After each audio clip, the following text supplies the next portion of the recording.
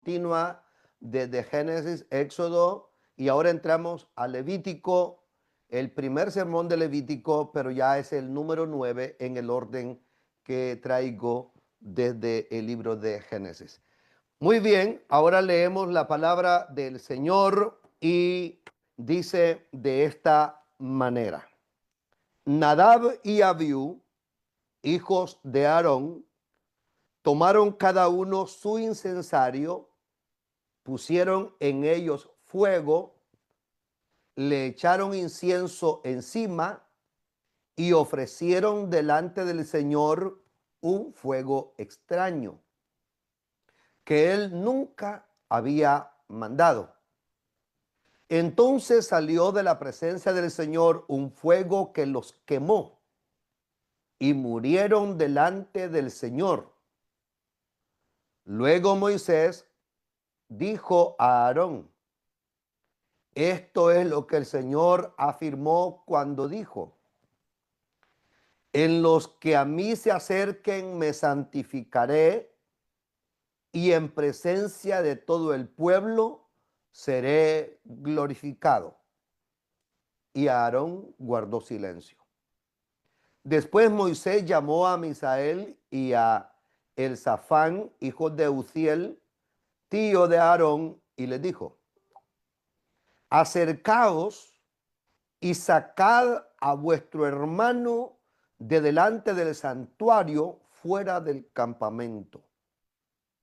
Ellos se acercaron y lo sacaron en sus túnicas fuera del campamento, como había mandado Moisés. Entonces Moisés dijo a Aarón y a los hijos y a sus hijos Eleazar e Itamar: no descubráis vuestras cabezas, ni rasguéis vuestros vestidos en señal de duelo, para que no muráis. No vaya a levantarse la ira sobre toda la congregación. Pero vuestros hermanos, toda la casa de Israel, sí se lamentarán por el fuego que ha encendido el Señor. No os alejéis de la puerta del tabernáculo de reunión, porque moriréis, pues el aceite de la unción del Señor está sobre vosotros. Y ellos hicieron conforme a lo que les dijo Moisés.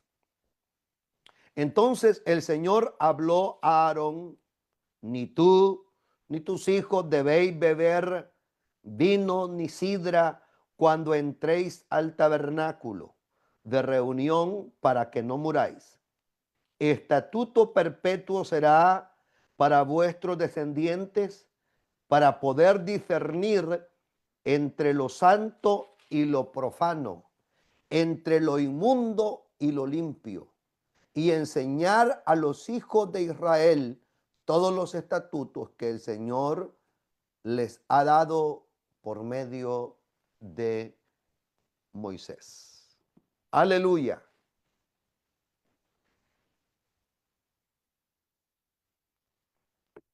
Muy bien, hermanos. Hemos leído una de las lecturas más sorprendentes de el Antiguo Testamento, y especialmente del libro de Levítico. Levítico 10 constituye uno de los episodios más solemnes y estremecedores prácticamente de todo el Pentateuco, y es que el contexto es bien significativo, porque apenas en la conclusión del capítulo anterior, del capítulo 9, acaba de ser inaugurado oficialmente el culto del pueblo de Israel. Ha terminado la consagración sacerdotal de Aarón, de sus hijos. El sacerdocio fue inaugurado oficialmente y Dios descendió fuego para poder encender el altar de bronce, de donde se iban a quemar las 5 ofrendas estipuladas en el libro de Levítico, que era la ofrenda del holocausto, del todo quemado, la ofrenda de oblación, es decir, la ofrenda de harina o la ofrenda mecida, la ofrenda por la ofrenda de paz, que era la ofrenda de reconciliación, la ofrenda por el pecado y la ofrenda por la culpa, es decir, un sacrificio por el pecado individual y un sacrificio por el pecado colectivo. Esto sería una vez al año y sería ejercido por el sumo sacerdote. El Señor ha inaugurado, ha descendido fuego, y a esto le podríamos llamar el Pentecostés para el pueblo de Israel. Él ha encendido la llama de la adoración que Dios está pidiendo. Pero en contraste a esto, ese mismo fuego que sirvió para que más adelante consuma, o perdón, que sirvió para encender el altar de bronce, donde más adelante serviría o va a servir para consumir los sacrificios por medio del cual el pueblo se va a acercar a Dios en un acto de adoración, en un acto de gratitud, en un acto de pedir perdón, de arrepentimiento. Ese mismo fuego sirvió para consumir a dos de los primeros personajes que menciona la Biblia, y hay un contraste de que ese mismo fuego, de esa gloria presente que puede santificar, que puede purificar, que puede transformar, esa misma gloria o ese mismo fuego puede consumir al que anda en desobediencia delante de Dios. Le he llamado a este pasaje: la irreverencia a lo santo trae consecuencias. La irreverencia a lo santo trae consecuencias. Y la narrativa deja claro de este incidente. Es un juicio de parte de Dios y habla de fuego extraño que Él nunca mandó, pero no solamente narra la muerte trágica de estos dos hombres, sino que establece un principio de santidad, que ser irreverente a ello trae consecuencias inevitables. Cuando el hombre trata con ligereza aquello que Dios ha santificado, inevitablemente enfrentará las consecuencias. Y esto se aplica para aquel primer momento, se aplica para todo el tiempo, se aplica para el tiempo de la ley, se aplica para el tiempo de la iglesia, para el periodo actual de la iglesia. He dividido entonces este tema en 3 partes. Número 1, la irreverencia desprecia el orden divino.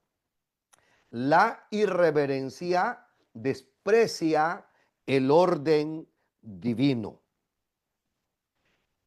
¿Por qué digo que la irreverencia desprecia el orden divino? Si prestamos atención a los versículos 1 y 2, que comienza de esta manera diciendo: Nadab y Abiú, hijos de Aarón, tomaron cada uno su incensario y pusieron en ellos fuego y le echaron encima incienso y ofrecieron delante del Señor un fuego extraño que él nunca había mandado. Entonces salió de la presencia del Señor un fuego que los quemó y murieron delante del Señor. Pero vea cómo termina el capítulo 9 en el versículo 24.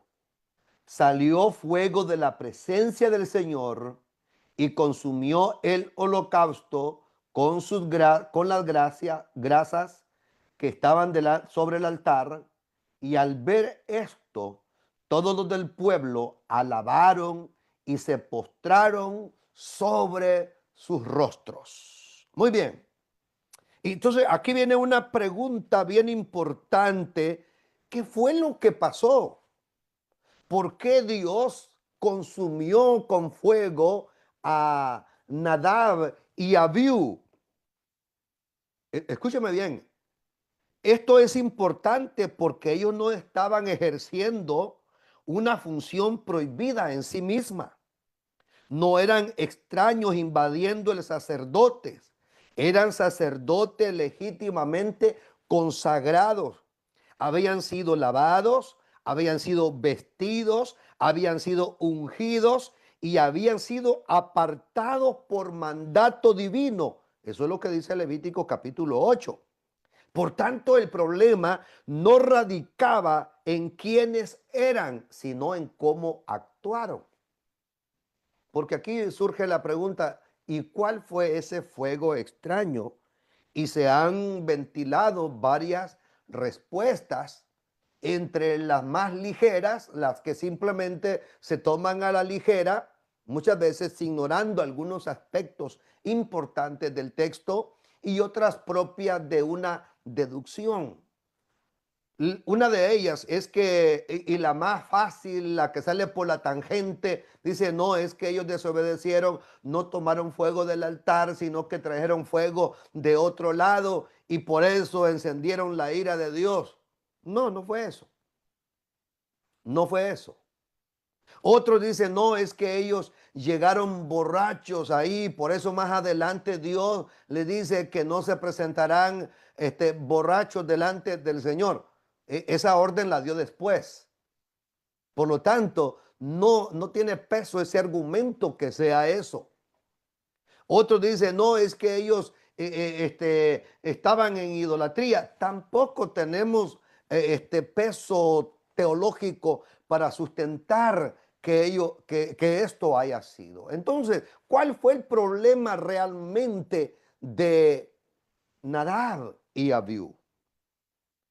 Mire, el problema está ahí cerca.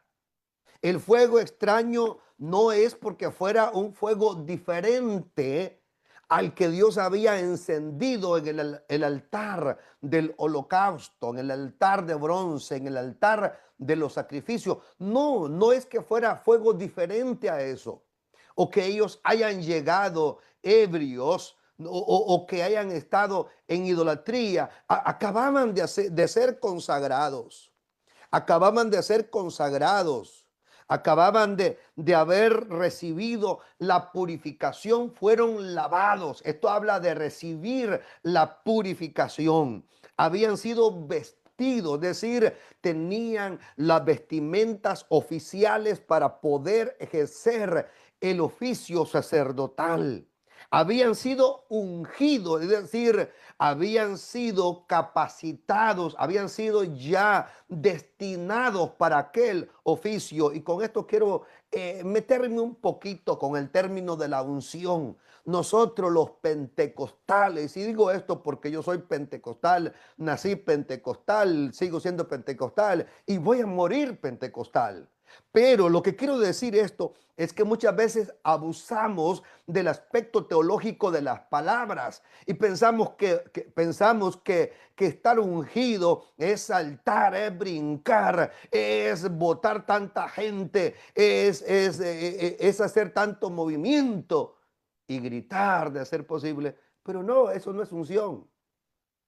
Ahora, en eso puede estar la cobertura, el impacto que provoca la palabra en el corazón del oyente. Ahí puede estar el respaldo del Señor en nosotros. Pero ungir significa ser elegido para una misión específica. Eran ungidos los reyes, eran ungidos los profetas, eran ungidos los sacerdotes, tres oficios del Antiguo Testamento. De manera que unción no tiene nada que ver con el respaldo de Dios, sino con la designación para un oficio en particular. Una persona puede ser ungida para enseñar y predicar y no puede vivir en santidad. Y una persona puede hacer que viva en santidad, pero no ha sido ungida para un ministerio en particular, no ha sido designada para un ministerio en particular. Estos personajes ya habían sido designados, seleccionados por Dios para ejercer el sacerdocio. Habían sido apartados, la palabra apartado, consagrados para ejercer tal oficio.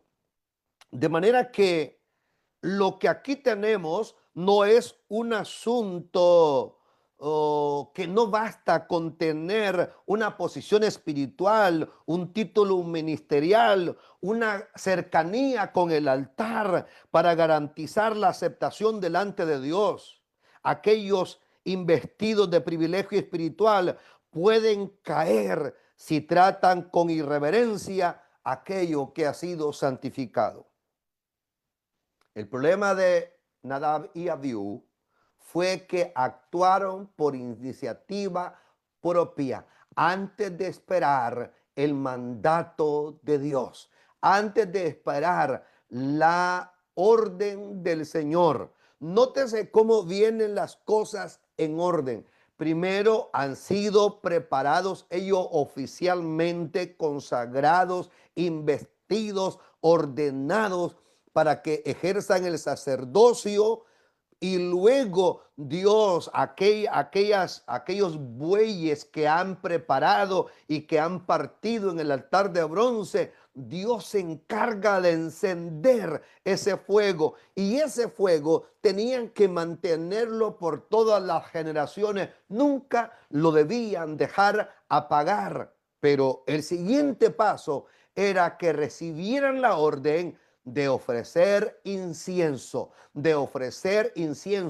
en el altar de oro que estaba en el lugar santo. Esa orden todavía no la había recibido Nadab y Abiú. Dios no la había dado. Por lo tanto, el fuego extraño no tiene que ver con el fuego en sí, tiene que ver con el adelantarse a la orden que Dios no había dado. En otras palabras, tiene que ver con un asunto de apresurarse. Hermanos, y aquí hay una aplicación muy práctica para nuestra vida.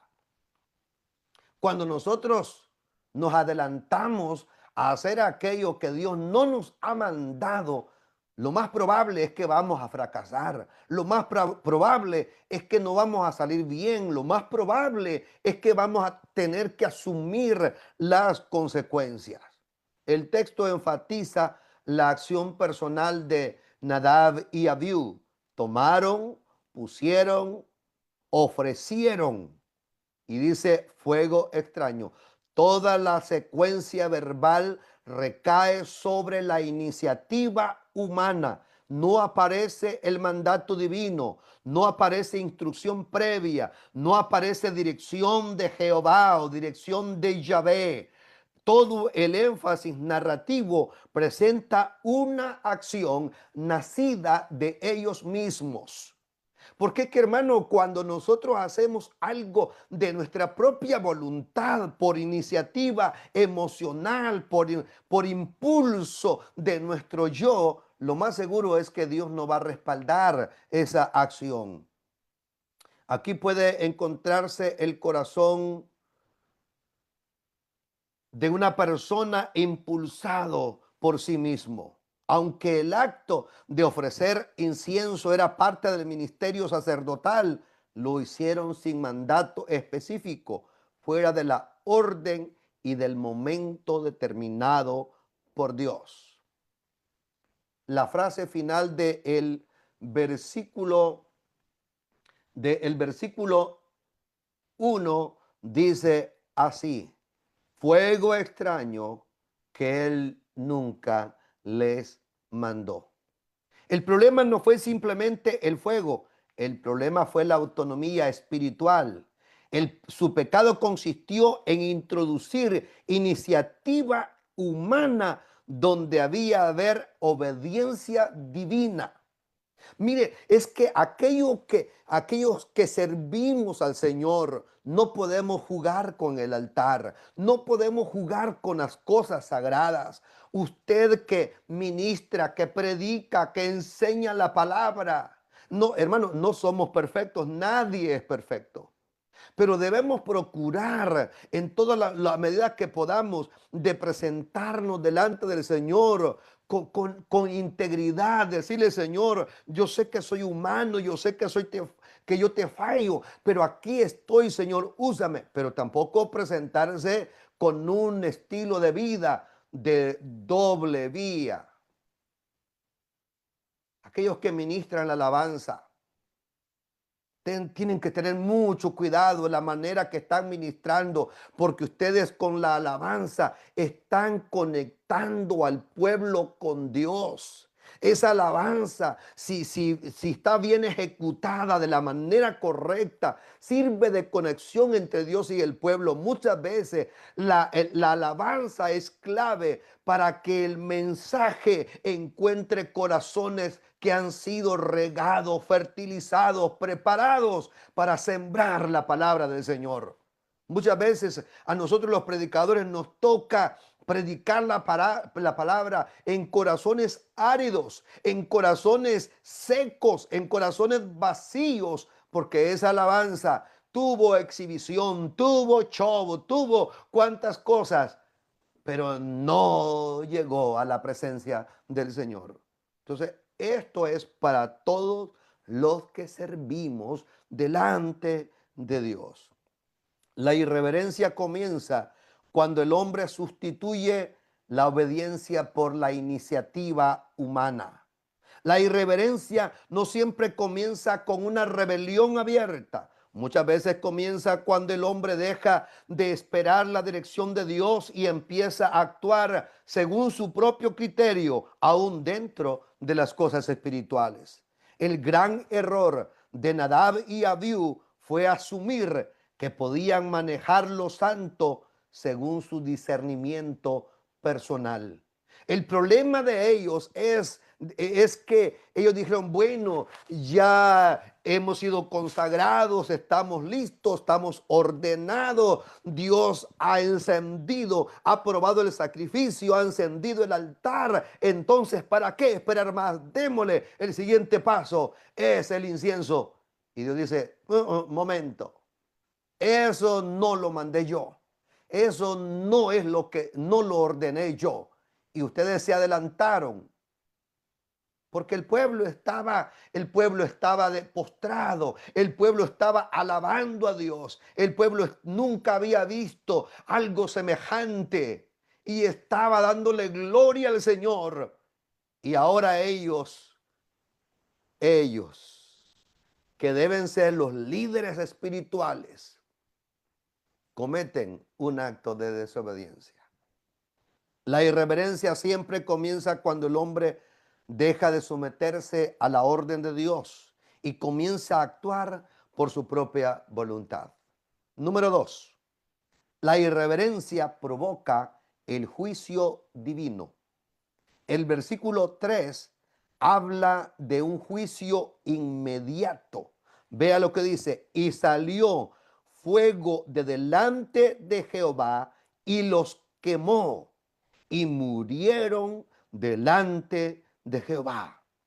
El mismo fuego que en Levítico 9:24 había encendido para consumir el sacrificio en señal de aprobación e inauguración del sistema levítico, del nuevo sistema de adoración para el pueblo de Israel y que sería testimonio para el mundo.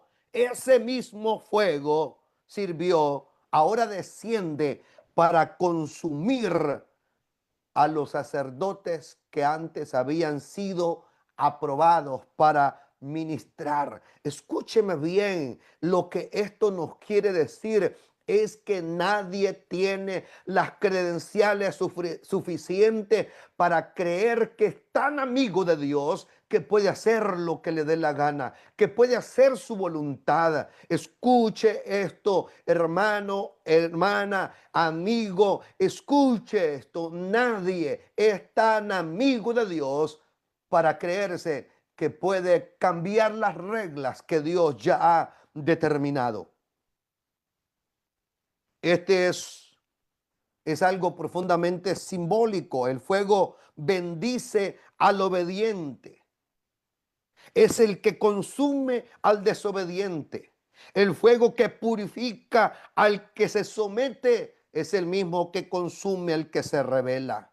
La presencia de Dios nunca es neutral. La misma gloria que bendice es la que puede consumir. Dios mismo interpreta el juicio. Moisés declara inmediatamente: esto es lo que habló Jehová diciendo: en los que a mí se acercan, me santificaré.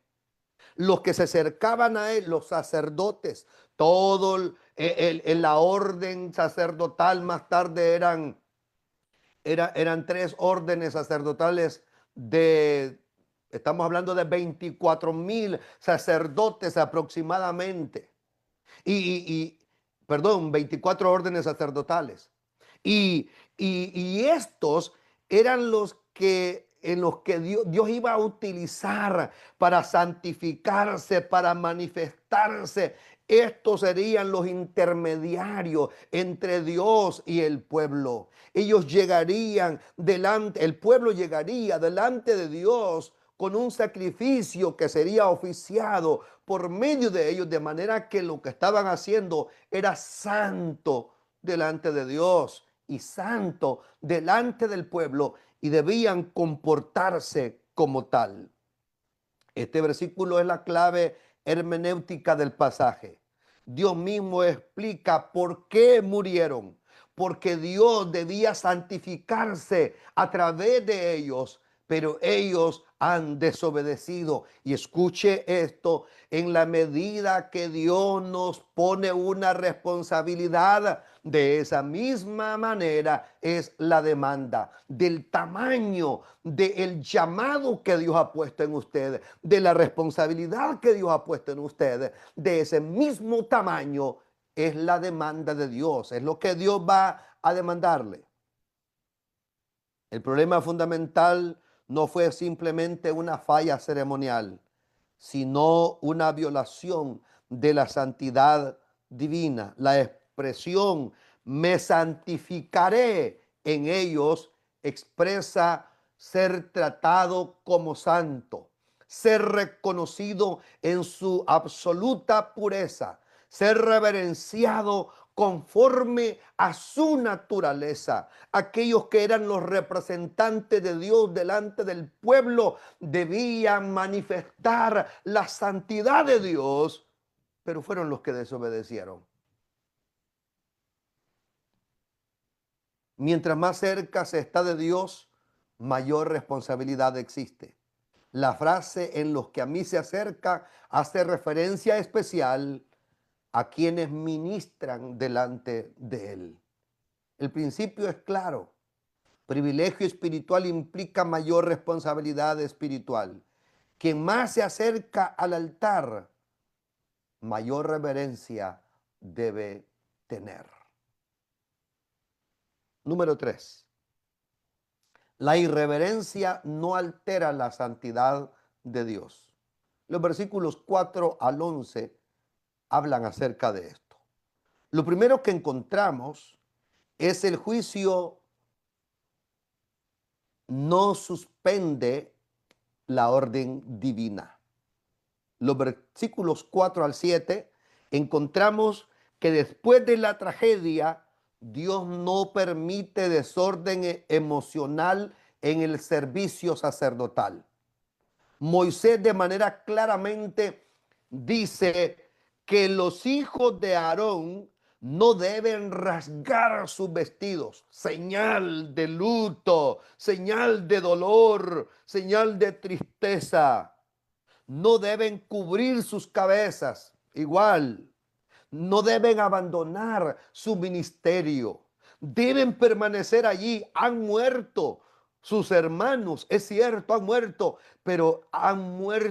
pero es más importante lo que están haciendo. Es más importante el servicio al Señor que la muerte de sus hermanos. Y cualquiera puede decir, Dios es inhumano. No, Dios no es inhumano. Es que hay que priorizar entre aquello que es urgente y aquello que es importante. Esto demuestra algo profundo. La santidad de Dios no se suspende por la emoción humana ni por la tragedia. Ni el dolor personal, ni la tragedia familiar, ni el impacto emocional alteran la demanda y las exigencias de Dios. Dios exige discernimiento continuo en quienes ministran. Los versículos 8 al 11.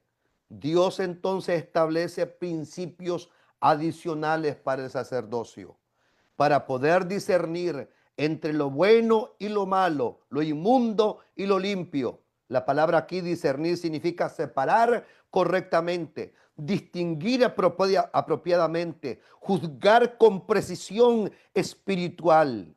El ministro no solo debe servir, debe mantener una conciencia clara de a quién sirve y hacer la diferencia entre lo santo y lo común, lo impío y lo inmundo. La tragedia de Nadab y Abiú demuestra precisamente qué ocurre cuando el discernimiento se pierde. Aquellos que creen que pueden esconderse detrás del altar y llevar una doble vida, tarde o temprano el Señor lo va a sacar a la luz, el Señor lo va a descubrir.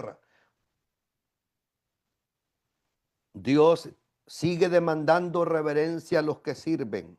El pecado de Nadab y Abiú no redujo las exigencias de Dios, las afirmó. El juicio no hizo que Dios relajara sus demandas, las reforzó por completo. Nótese que estableció algunos parámetros en el versículo 10. Vea lo que dice. Vea lo que dice, para poder discernir entre lo bueno y lo malo. El versículo 9, perdón. Entonces dijo el Señor, o habló el Señor a Aarón, ni tú, ni tus hijos debéis beber vino ni sidra cuando entréis en el tabernáculo de reunión, para que no muráis. Estatuto perpetuo será para vuestros descendientes, para poder discernir entre lo santo y lo profano, entre lo inmundo y lo limpio, y enseñar a los hijos de Israel todos los estatutos que el Señor les ha mandado por medio de Moisés. Ahora sí, les agrega un elemento. No vayan a presentarse borrachos delante de mí. No vayan a tomar vino ni sidra delante de mí. Hermanos, escuche esto, porque hoy vivimos en un tiempo donde hay creyentes que dicen una copita no es ninguna, dos hacen una pareja, una cerveza no es nada, dos no es nada, y algunos por andar de una en una han terminado hasta vomitados, ahí amanecen vomitados el siguiente día, porque de una en una el diablo les metió una docena, un 24, qué sé yo, y mire, ahora ahí están en el mundo, alejados del Señor, pero nunca reconociendo que están mal. Porque eso es lo que pasa cuando una persona comienza a permitir ciertas pequeñas cosas en su vida, va permitiendo una y una y una y una. Y por último, se vuelve tan insensible al Señor que puede hacer cosas peores y le da igual. Aleluya. De manera muy clara, Dios le dice, de aquí en adelante, ninguno, ni tú, ni tus hijos, ni tu descendencia, van a entrar al altar a oficiar de esta manera. Deben discernir entre lo santo y lo profano. Aquí habla de tener un conocimiento entre aquello que agrada y no agrada a Dios. Muchas veces abstenerse de ejercer un servicio es más sabio que estar ahí a aparentar santidad y sabiendo que Dios nos puede demandar. Termino con estas palabras. Levítico 10, versículos 1 hasta el versículo 11, nos muestra que Dios no puede ser tratado con ligereza. Nadab y Abiú eran sacerdotes legítimos, hombres ungidos, cercanos al altar, pero aún así murieron por tratar con irreverencia las cosas del Señor. Hoy el problema no es falta de religión, no es falta de actividad espiritual, no es falta de ministerio. El problema es que muchos han perdido reverencia por lo santo. Se canta sin reverencia, se predica sin reverencia, se sirve sin reverencia, se vive delante de Dios sin reverencia. Pero Levítico Dios recuerda una verdad solemne. La irreverencia a lo santo trae consecuencias, porque Dios sigue siendo santo. Hermanos,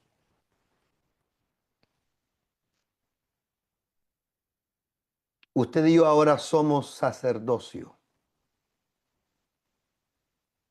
Dice la Biblia, primera de Pedro 2:9. Mas vosotros sois linaje escogido, real sacerdocio, nación santa, pueblo adquirido por Dios. Y aquel fuego que encendió la adoración en el Antiguo Testamento para el pueblo de Israel, ese fuego la encendió el día de Pentecostés en Hechos 2 para la iglesia.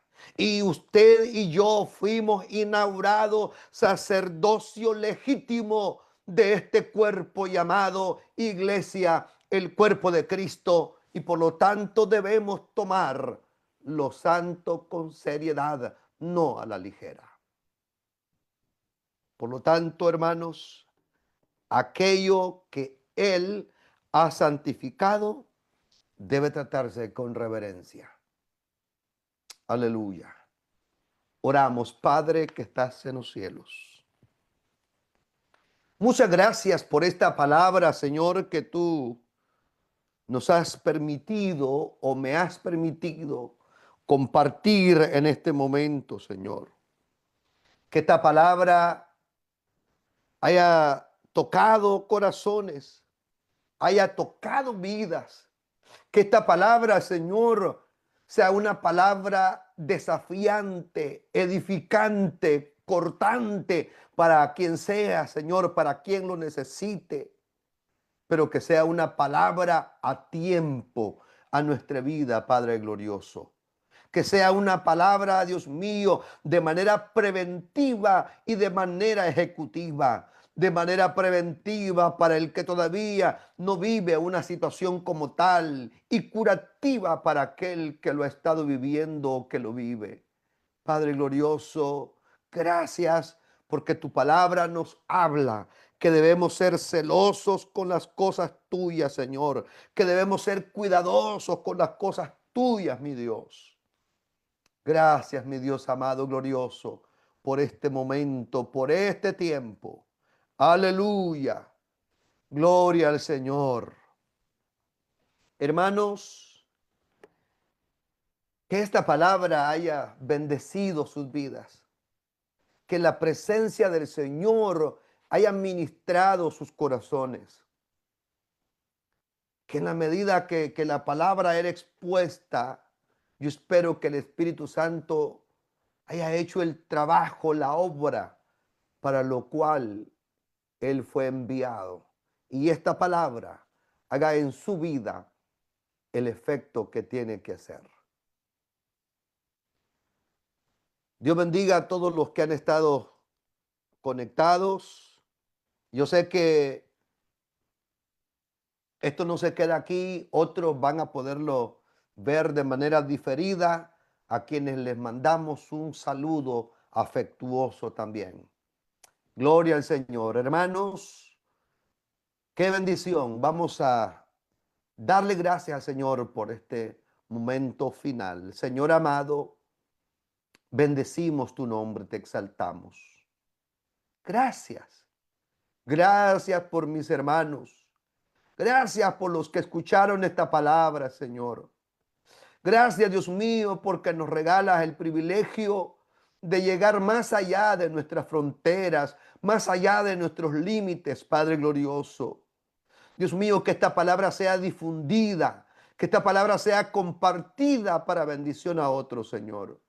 Padre, gracias. Ahora pedimos la bendición de tu Espíritu Santo sobre cada vida. Dios mío, si es tu voluntad, el otro domingo estaremos en una nueva transmisión, si así tú lo permites. Padre, gracias en el nombre de Jesús. Amén. Que Dios les bendiga, mis amados. Nos veremos el otro domingo, Dios mediante. Hasta pronto.